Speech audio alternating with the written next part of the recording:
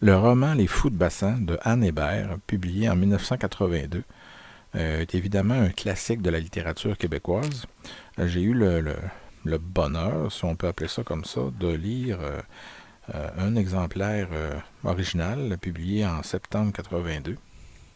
Je ne ferai pas de critique du roman ce soir. Là. Je sais qu'il y en a qui étudient en littérature, que ce soit des enseignants ou autres, qui sont pas mal meilleurs que moi dans ce domaine-là et qui décortiquent probablement là, ce roman-là comme ils le font avec plusieurs autres auteurs. Mais ce que plusieurs personnes ne savent peut-être pas, c'est qu'il y a une histoire vraie euh, derrière le roman Les Fous de Bassan. Et cette histoire vraie-là, c'est un crime, malgré le fait que l'auteur, à l'époque, a fait un avis au lecteur, comme quoi que son roman ne s'inspirait d'aucun fait réel. Alors je vous lis l'avis qu'elle faisait au lecteur en 82. Anne Hébert écrivait « Tous mes souvenirs de rive sud et de rive nord du Saint-Laurent, ceux du Golfe et des îles ont été fondus et livrés à l'imaginaire pour ne faire qu'une seule terre, appelée Griffin Creek, située entre Cap-Sec et Cap-Sauvagine. Espace romanesque où se déroule une histoire sans aucun rapport avec aucun fait réel ayant pu survenir entre Québec et l'océan Atlantique. » Donc, malgré cet avis au lecteur, on va voir que c'est faux. Je ne sais pas quelle était son intention dans ça, mais je pense même que juste le fait de souligner que son roman n'avait aucun rapport avec la réalité, déjà ça semait, en tout cas pour moi ça sème un doute, et vous allez voir qu'il y a beaucoup de similarités là, avec le cas réel qui s'est produit dans les années 30. Donc l'action, le livre d'Anne Hébert, là, je détaillerai pas toute l'histoire évidemment parce que c'est romancé. Donc, ce n'est pas une œuvre de référence sur laquelle on peut se baser pour reconstituer des faits, évidemment. Mais je dirais que le livre, puis je ne donnerai pas non plus mon appréciation, c'est pas le but de faire une critique de livre ce soir. Donc, je dirais, le livre est séparé en quatre, principalement. D'abord, il y a le livre du révérend Nicolas Jones, qui, on se met dans sa peau, il écrit à l'automne de 1982 sur le passé. Son passé à Griffin Creek, qui est je pense, est une municipalité fictive, alors que dans la réalité, l'action s'est déroulée à Péninsule ou Peninsula, dans la baie de Gaspé. Donc, le premier livre est assez flou, même si moi j'étais au courant que le roman se basait sur un véritable crime. C'est assez flou au début, c'est très très poétique là. Ça ne convient là, cette lecture-là ne convient probablement pas à tout le monde. Mais il se démarque quand même dans la première partie que on parle de deux jeunes filles disparues, les cousines Atkins. Dans la vraie vie, on va voir que leur nom était Aska. Donc littéralement, quand on le lit, quand on le prononce, peut-être pas, mais quand on le lit dans un livre, l'épellation se ressemble quand même. Donc, on comprend que l'action s'est passée. Il y a eu une disparition.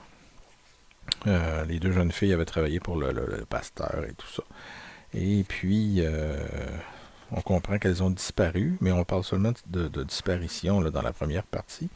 Et on comprend aussi que l'action s'est passée en 1936, une date qui est d'ailleurs répétée plusieurs reprises dans le roman. Et on finit même par donner une date précise, le 31 août 1936. C'est là que la disparition ou le crime s'est produit. Et dans la réalité, c'est pratiquement la même date. C'est le 31 août 1933. Donc, 3 ans de différence, mais on a gardé le 31 août, qui est authentique. Donc, c'est une autre similitude aussi que Anne Hébert, une preuve aussi qu'Anne Hébert s'est inspiré du cas réel. On peut comprendre aussi dans la première partie un peu, on peut voir un peu les répercussions qu'un tel crime, parce que là en parlant de crime, c'est un double homicide, qui avait peut-être un rapport avec un homicide à caractère sexuel. Euh, dans le roman, Anne Hébert écrit entre autres, mais en réalité, chacun d'entre eux, en parlant des villageois, désirait devenir étranger à l'autre, s'échapper de la parenté qui le liait aux gens de Griffin Creek, dépositaire du secret qu'il fallait oublier pour vivre. Donc, on peut déceler à quelque part la souffrance qu'un tel crime peut laisser sur une communauté. Et c'est ça un peu, on a peut-être un peu le point de vue euh, des victimes dans tout ça. La deuxième partie du roman, c'est-à-dire c'est un condensé des lettres de Stephen Brown, un autre personnage fictif qui écrit à un ami dénommé Michael Hotchkiss, là, qu'on ne verra jamais dans le roman. Mais on comprend que Stephen Brown est allé vivre en Floride et là, il revient dans sa communauté de Griffin Creek. Euh, il, il revient dans sa communauté, donc après 5 ans d'absence. Un peu comme, tu sais, c'est un thème qu'on a déjà vu quand même assez souvent, là, comme dans Le Revenant et tout ça. Donc, lui, il ne cache pas dans ses lettres, en tout cas, son attirance pour les deux jeunes filles, les deux jeunes cousines. Et puis, dans ses lettres, par contre, on ne peut pas comprendre. Euh, on n'arrive pas à saisir tous les détails. Donc, il faut attendre la troisième partie du livre, qui là sont des lettres un peu pêle-mêle là, de plusieurs personnages, dont un qu'on devine qui souffre un peu euh, de retard mental et tout ça. Donc voilà, là on comprend un peu, il y a même l'auteur fait même parler l'une des victimes. Et voilà, donc on comprend évidemment qu'elles ont été tuées pour un abus sexuel sur le bord de la plage. Le corps d'une seule a été retrouvé. Certains objets aussi, comme ça a été le cas aussi dans la vraie vie. Et dans la quatrième partie, c'est encore Stephen Brown qui revient.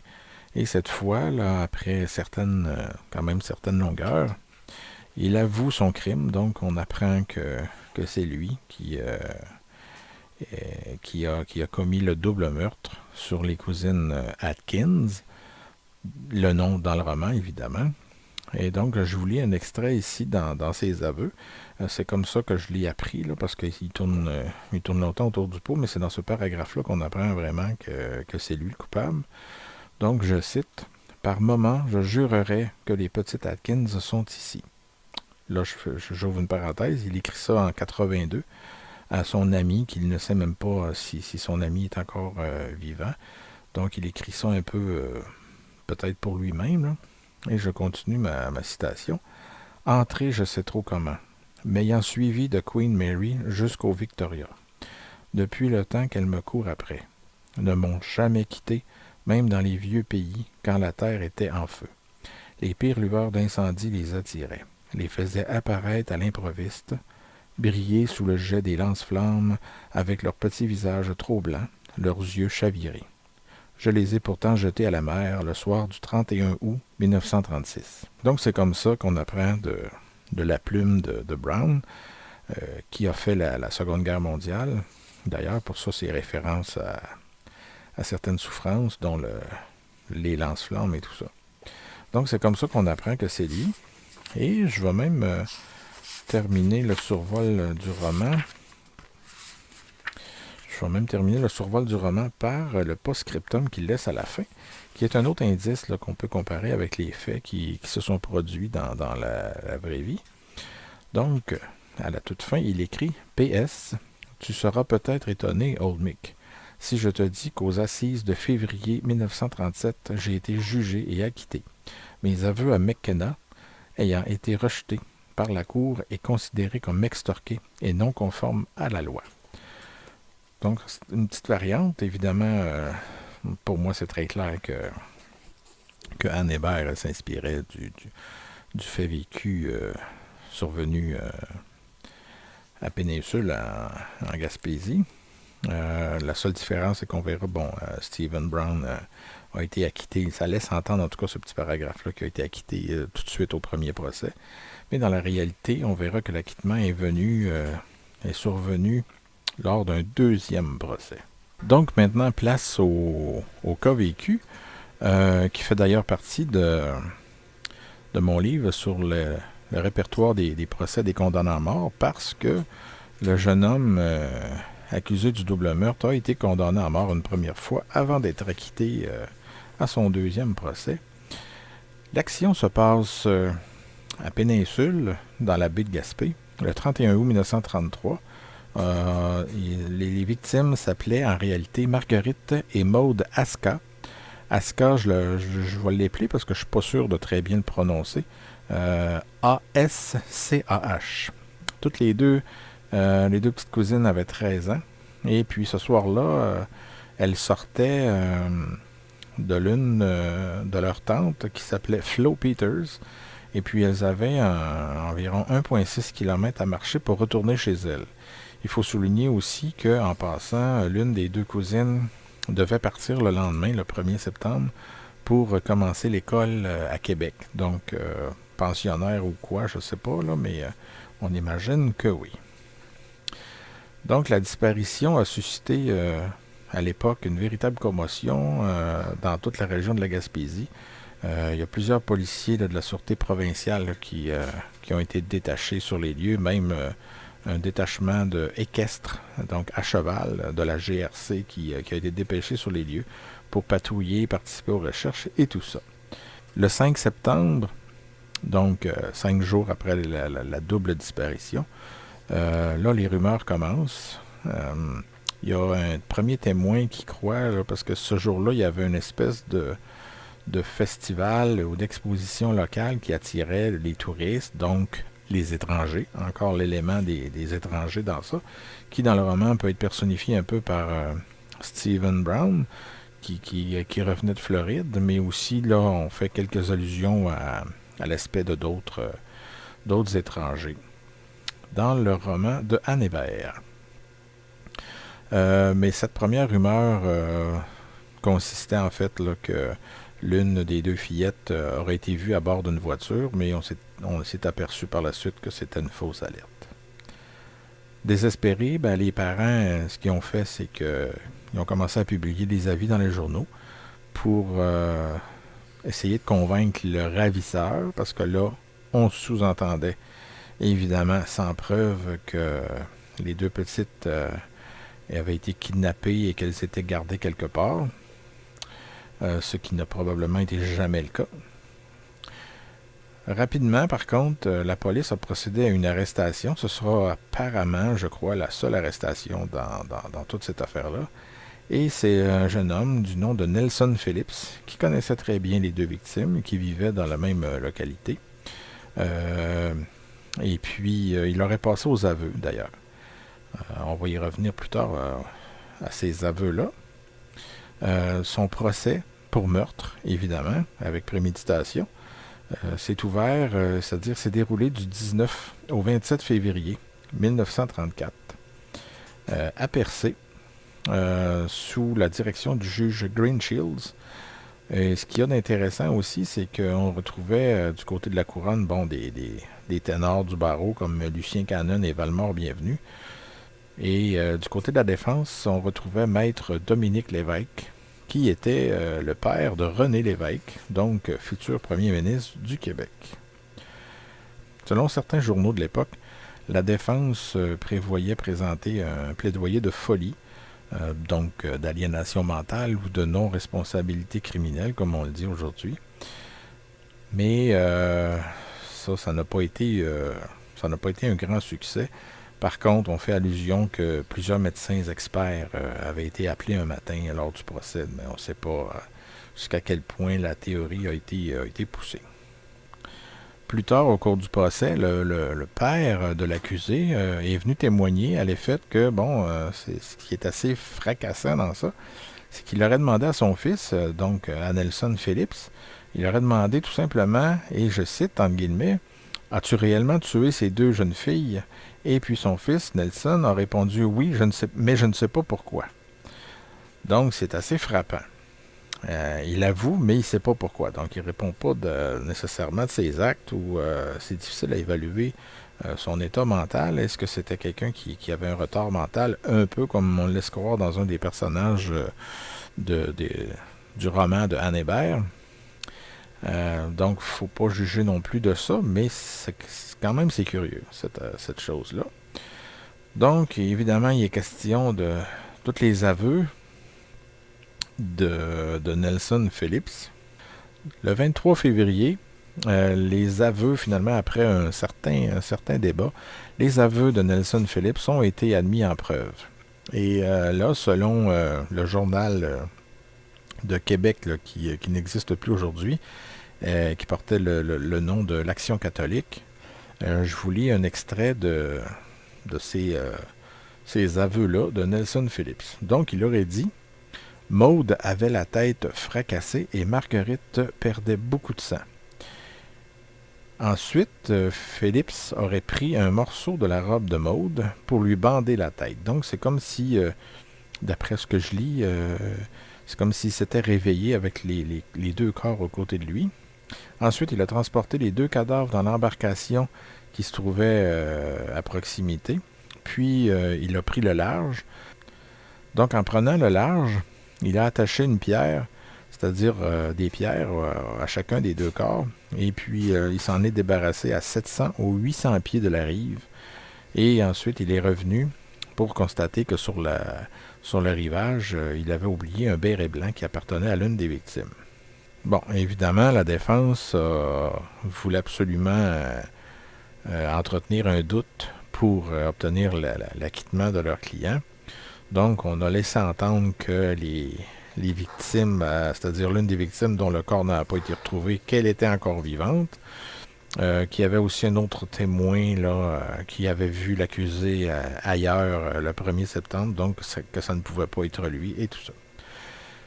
Mais cela n'aide pas Nelson Phillips, qui est condamné à mort, c'est-à-dire condamné pour meurtre, et la sentence qui vient tout de suite, dans ce temps-là, la sentence était prononcée le jour même du verdict.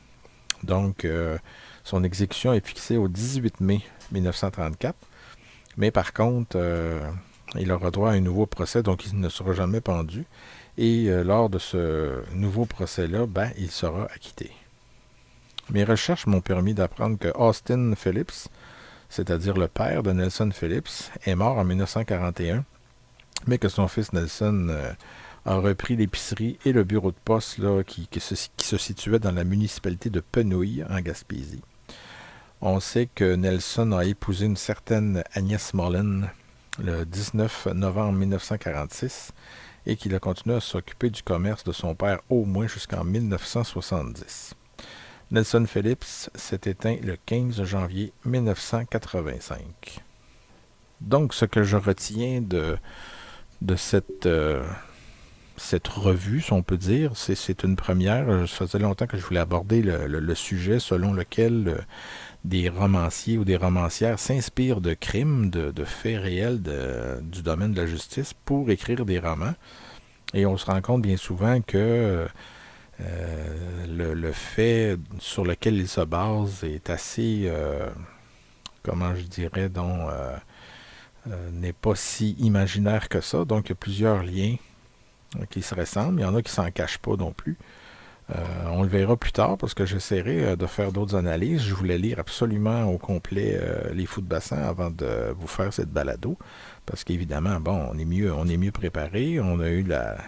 J'ai eu la substance ou le feeling là, du roman au complet. Je regrette pas de l'avoir lu, mais évidemment, c'est pas mon genre de lecture habituel. Mais ce phénomène des auteurs qui s'inspirent de faits réels, certains l'assument, d'autres moins. C'est présent, ça existe. On verra plus tard que, Roger Lemelin, par exemple, s'est inspiré de l'affaire de Saute au cochon pour le crime d'Ovid Plouffe. Aussi, Aurore l'enfant martyr a inspiré plusieurs romanciers, dont même 2 films et tout ça. Et on verra plus tard aussi que, bon, il y en a d'autres, là. Évidemment, l'affaire Nolte à Rawdon, qui a inspiré au moins un ou deux romans. Alors, voilà, faut faire quand même attention. C'est intéressant de voir la différence entre le roman et la réalité. L'autre nouvelle, c'est que peut-être je ferai d'autres d'autres interventions sur cette affaire-là, la véritable affaire, parce que il y a quelques années, j'ai numérisé le procès de Nelson Phillips, donc j'ai ça quelque part dans mes archives, mais j'ai pas eu le temps de tout lire, évidemment, encore. J'en ai beaucoup à lire. Disons des milliers et des milliers de pages, donc je m'attaque à un à la fois. Mais je vais certainement y revenir, surtout si je vois que le public a de l'intérêt pour ça. C'est tous des choses, évidemment, on se rend compte que c'est très intéressant, que le crime repousse plusieurs personnes du public, malheureusement, mais ça peut faire des intrigues intéressantes. On en voit à la télé, on en voit partout, alors pourquoi pas s'inspirer de nos propres crimes véritables commis au Québec. Évidemment, on peut le traiter de différentes façons. Moi, la façon que je traite, c'est que j'analyse le procès et je vous le présente le plus authentiquement possible pour vous permettre de tirer vos propres conclusions. Mais c'est ça, on verra. Là. Moi, j'ai trouvé ça très intéressant. Je me permettrai peut-être aussi d'autres, pas critiques, parce que je me suis un peu mis comme critère de ne pas parler des livres ou des séries ou des documentaires que je n'ai pas aimés, au lieu de s'attarder au négatif, ben on va s'attarder au positif. Et puis, je vous parlerai peut-être plus là, des séries, de certains romans ou de livres là, plus techniques là, qui peuvent être intéressants. Peut-être pas pour tout le monde, parce que des fois, il y a des livres assez qui sont très intéressants par le propos ou par les découvertes qu'ils ont faites, mais qui ne se lisent pas comme un roman, donc ça peut être laborieux parfois. Mais c'est ça, j'espère que vous avez aimé l'expérience, puis on le fera pour d'autres. Alors, merci, puis à la prochaine.